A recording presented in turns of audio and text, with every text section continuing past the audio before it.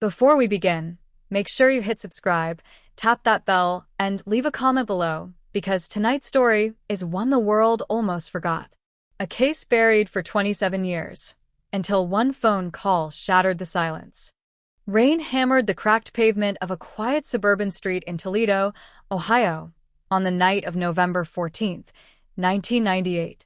The air was heavy with static, the kind that comes before lightning or a revelation. At exactly 11:42 p.m., a neighbor dialed 911. A woman's scream had cut through the storm, sharp enough to pierce glass.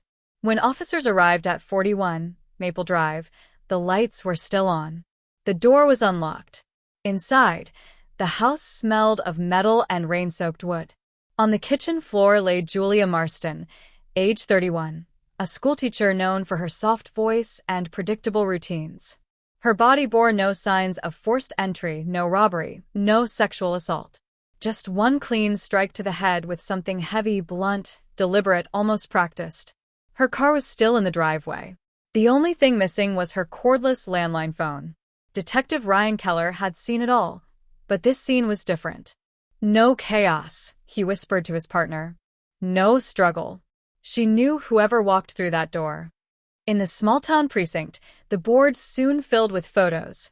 Julia's smile, her husband Tom, her co-workers, her best friend Lisa Dunn, and the students from her third-grade class. Everyone said the same thing. Julia was kind, careful, and cautious. She wasn't the kind of person to invite trouble. The investigation moved quickly at first, and then just as suddenly stopped. The only fingerprint on the doorknob was Julia's. The rain had washed away footprints. The husband had an alibi. The case went cold within a year. But Detective Keller never stopped carrying the file in his car.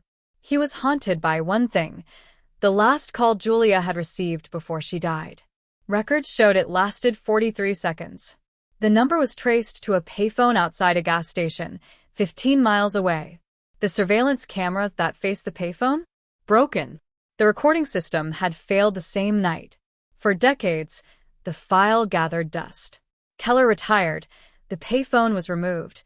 The gas station replaced with a franchise coffee shop. But Julia's sister, Margaret, never let it go. She called the police every year on the anniversary. Every year, she got the same answer: no new leads. Then, in 2024, everything changed. A routine digitization project was underway, old cold case evidence being scanned and archived.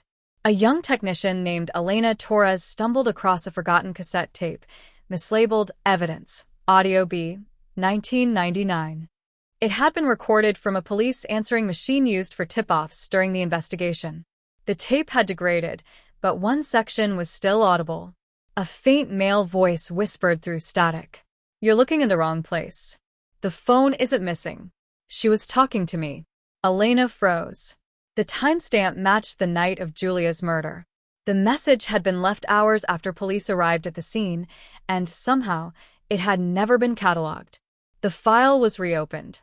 Detectives traced the call's origin through the old analog records, revealing a strange coincidence. It came from a nursing home in Michigan, 140 miles away. At that time, the room belonged to Harold Dunn, a name that made retired Detective Keller's blood run cold. Harold Dunn was Lisa Dunn's father, Julia's best friend's father, who had lived just a block away from Julia at the time of the murder. Keller returned to the field for one final look at the past. He visited the old neighborhood, standing in front of Julia's decayed home. The curtains were drawn. The air smelled of old leaves and secrets. He walked down the block and found the Dunn residence, boarded windows, sagging porch. But behind the house, he noticed something that had never been searched: an old storm cellar covered with rust and weeds. The hinges looked replaced. When he pried it open, the air that escaped was cold and sour. Inside, beneath layers of dust and debris, was a plastic crate filled with discarded electronics, including a cordless phone base that matched the serial number from Julia's missing handset. On the side of the crate was a tag, Marsten 1998, written in a woman's handwriting. Keller's flashlight flickered. "Lisa," he murmured. Julia's best friend. The woman who'd helped organize her funeral. the one who'd comforted the family for months. But as Keller lifted the phone base, something rattled inside, a tiny microcassette recorder hidden in the battery compartment. He pressed play, and static filled the air. Then came Julia's voice, panicked, trembling. "Lisa, why are you doing this? He doesn't love you.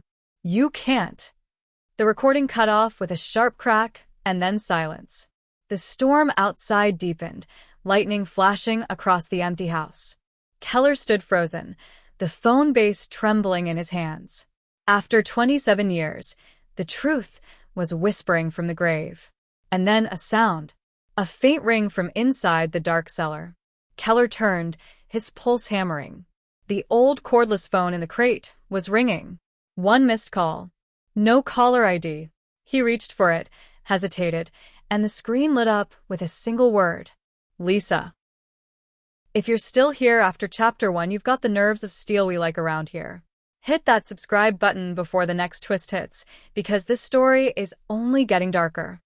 Detective Ryan Keller stood alone in the rotting storm cellar, rain bleeding through the open hatch above him. The cordless phone lay silent now, its brief ring echoing like a heartbeat fading into darkness.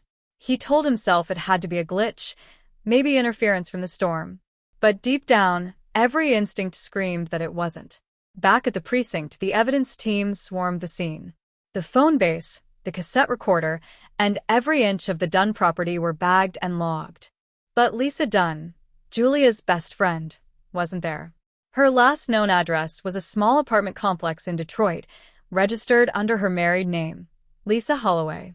Keller knew he had to tread carefully. Lisa wasn't just a name on a file. She'd been part of Julia's life, part of his investigation, and part of his regrets. He remembered her as the woman who'd cried hardest at Julia's funeral, who'd called the police every week begging for updates. The woman who had volunteered to help clean Julia's home after the crime. The woman who had, apparently, lied. Detroit, Michigan, 2 days later. The apartment building loomed over a street lined with rusted mailboxes and flickering streetlights. Keller buzzed the door. No answer. He showed his badge to the landlord, who reluctantly handed over the key, muttering that Lisa hadn't been seen for weeks. Inside, the air smelled of stale coffee and cigarette smoke. Boxes were stacked against the walls, some labeled charity, others books. On the dining table lay a photo, Julia and Lisa, arms around each other, smiling on a beach. Next to it sat a cracked coffee mug that read "World's Best Friend." But what caught Keller's eye was the cell phone resting on the table, still charging, still powered, and still connected to an active voicemail box. He pressed play. A robotic voice said, "New message. October 29th, 2:14 a.m. Then came a faint breath. A woman's whisper. "Ryan, I know you found the phone. You need to stop digging. He's still out there." He never forgave me." The message ended with a choked sob and a click. Keller's chest tightened. Lisa knew he'd reopen the case, but how? He hadn't spoken to anyone outside the department, unless someone inside had told her. He replayed the tape from the storm cellar again later that night, listening closely. Julia's final words echoed in the dark motel room he'd rented near the precinct. "He doesn't love you. You can't." He. Julia had said he. Not you. The assumption had always been that Lisa was jealous of Julia's husband, Tom. But what if Julia hadn't meant Tom at all?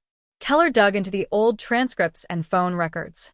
Back in 1998, Lisa had been dating a man named David Holloway, a contractor who had worked on Julia's house just months before her death. Holloway had left town shortly after the murder, claiming work relocation. No one had ever questioned it. His name hadn't appeared in any of the case files because he'd never been interviewed. Lisa had told detectives he was in another state the night Julia died. But phone logs didn't lie. One of the calls made from Julia's house that night, before her death, was to David Holloway's company number, 3 minutes before the fatal call from the payphone. By the next morning, Keller was on his way to Traverse City, where records showed David Holloway now owned a lakeside property. It was early evening when he arrived. The lake frozen over, the air razor cold. The cabin was dark except for one light glowing in the living room. Keller parked a distance away, crunching through the snow until he could see through the window. Inside sat Lisa, alive, thinner, her hair streaked gray, facing a man across the table. Holloway. Their faces were tense, silent, locked in some quiet, wordless war. Keller dialed dispatch for backup. But before he could speak, Lisa looked up sharply, as if she'd felt his presence. The man stood, slammed something down on the table, a small black box, and walked toward the window. Keller ducked, heart pounding. A second later, headlights flashed from behind him. He turned to see a car, unmarked, tinted, engine running. And inside, a face he didn't expect, Detective Elena Torres, the same technician who'd found the cassette tape. "What the hell are you doing here?" Keller hissed as she stepped out. "I traced Lisa's signal," Elena said quietly. "She called me last night. She said she had proof. She said she was ready to talk." "Talk about what?" Before she could answer, a muffled pop echoed from the cabin. Then another. Keller ran toward the door, gun drawn, as the sound of shattering glass filled the air. Inside, Holloway was gone. A side door swung open, snow blowing in. On the floor, Lisa lay on her side, a pool of blood spreading beneath her, a small revolver nearby. Elena knelt, checking for a pulse. "She's alive," she whispered. "Barely." Lisa's lips trembled. She tried to speak, her voice weak but desperate. He made me call her that night, said she had to know, said if I didn't." Her eyes flickered toward Keller. "Check the basement, his house." And then she went still. The room fell silent except for the hiss of the wind through broken glass. Keller felt something burning in his chest, not just fury, but dread. He'd been chasing a shadow for decades, and now that shadow had a name. David Holloway hadn't just been part of Julia's life. He'd been part of her death. But as Keller stepped toward the door, his phone buzzed, a private number. He answered. No sound. Then, faintly, "You should have left it buried, detective." The call ended. The line went dead. Keller stared into the storm outside. The cold wind whispered through the trees, carrying a truth that had waited nearly 30 years to be spoken. And somewhere out there, David Holloway was still alive, still running. And now, he knew Keller was coming. If you've made it this far, you're part of the few who don't flinch when the truth starts to hurt. Hit subscribe right now because what happens next will change everything you thought you knew about this case. The morning after the shooting, the lake was silent. Snow had swallowed every trace of the night's chaos, the footprints, the blood, the panic. Only one figure remained, Detective Ryan Keller, standing beside the ambulance as it pulled away with Lisa Dunn inside, her life hanging by a thread. He'd been chasing this ghost for nearly 3 decades, and now he was closer than ever. But as dawn broke, the story he'd built in his head began to crumble.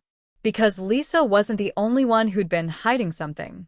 Back at the Traverse City Police Department, Keller reviewed the cabin footage from the responding patrol unit's dashcam.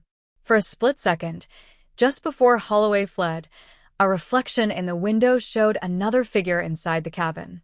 A woman. Not Lisa. Not Elena. Someone else. Keller froze the frame and enhanced it. The image was grainy, distorted, but the outline of the face was unmistakable. Margaret Marsten. Julia's sister. The same woman who'd called the police every year for updates. The one who claimed she just wanted justice. But why was she there in Holloway's cabin the same night Lisa was shot? That afternoon, Keller drove straight to Grand Rapids, where Margaret lived in a quiet cul-de-sac surrounded by tall pine trees and silence thick enough to swallow a scream. When she opened the door, her expression didn't falter. "Ryan Keller," she said calmly. "I heard about Lisa. Tragic, isn't it?" Keller studied her. "You were in Traverse City last night." Margaret's smile didn't reach her eyes. "You must be mistaken. I haven't been to Traverse in years." He glanced past her shoulder. Inside, her living room walls were covered with newspaper clippings, every article ever written about Julia's murder. One stood out, a photo of Julia and Lisa together, smiling, arms around each other. Margaret had drawn a red circle around Lisa's face. Keller felt a chill. Why did you go to David Holloway's cabin? Margaret's voice was quiet, almost tender. Because I thought it was time someone finished what Julia started. She stepped aside, motioning toward a side table. On it lay a stack of audio tapes, identical to the one Elena had found, all labeled by date. Keller picked one up. What are these? Julia recorded everything, Margaret said softly.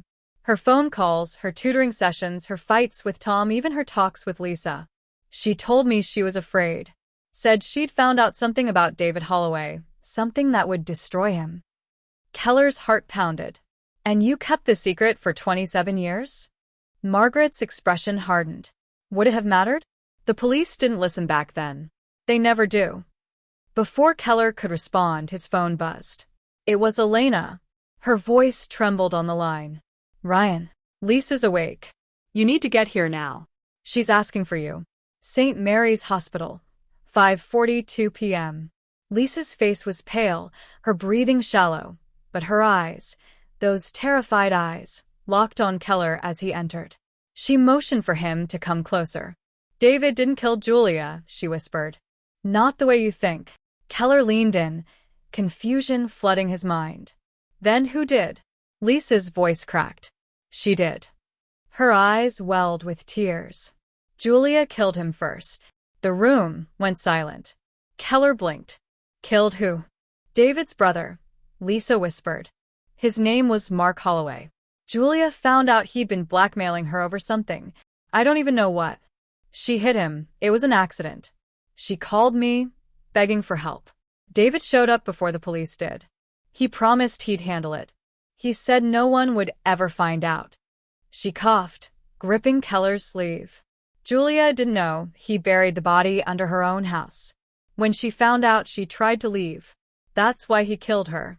I helped cover it up. I was scared. Keller stepped back, his chest tightening. It all made sense now. The missing phone, the erased tapes, the false friendship. Julia had been the victim of her own desperate secret. Lisa's hand trembled. Margaret knew. She found out years later. She said the police were useless. She wanted revenge. Her pulse monitor began to spike. She's going to finish it. Ryan, she said the last tape was meant for you. Then, the monitor flatlined. Hours later, Keller drove back to Margaret's house. The front door was ajar. Inside, the air was thick with gasoline. He called out her name, but there was no reply, only the faint hum of an old cassette player spinning on the table. He hit play. Julia's voice filled the room. Calm. Steady. If you're hearing this, it means David finally silenced me. But I need you to know, it wasn't just him. There was someone else. Someone who promised to keep me safe. Someone who said the police could never be trusted. There was a pause. Then, his name was Ryan Keller. The tape clicked off. Keller's breath caught. The air seemed to vanish from the room. Then, the faint sound of a match striking. He turned. Margaret stood in the doorway, eyes wild, holding a lit match above a trail of gasoline. You were supposed to protect her, she said quietly. You didn't. The match fell. The explosion tore through the house, shattering windows and lighting the night sky like a second sunrise. When firefighters arrived, all that remained were charred ruins and a melted cassette recorder half buried in ash. Inside, they found one survivor, Detective Ryan Keller, barely conscious, clutching the burned tape to his chest. Weeks later, the department released a statement. The Marsten case is officially closed. But online, the tape leaked, Julia's last message, the final confession. And among the hundreds of thousands of listeners, one detail stood out. Before the tape ended, just under the static, you could hear the faint ring of a phone. One missed call. No number. Just a name glowing on the screen. Julia. If you thought this case was over, you might want to think again. Because the next story, the one that connects all of this, hasn't even been told yet. Hit subscribe and be ready for what comes next.